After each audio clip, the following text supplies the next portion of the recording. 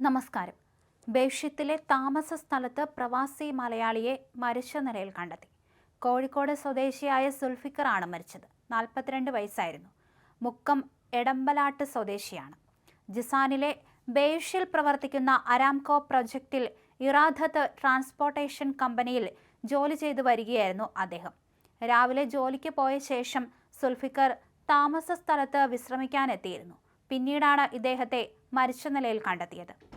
ഡ്രൈവറായി ജോലി ചെയ്തു വരികയായിരുന്നു. വിവരം അറിയിച്ചതിനെ തുടർന്ന് സ്ഥലത്തെത്തിയ പോലീസ് നിയമ നടപടികൾക്ക് ശേഷം മൃതദേഹം ആശുപത്രി മോർച്ചറിയിലേക്ക് മാറ്റി. ഭാര്യയും 3 മക്കളുമടങ്ങുന്ന കുടുംബം ഇദ്ദേഹത്തിന് നാട്ടിലുണ്ട്.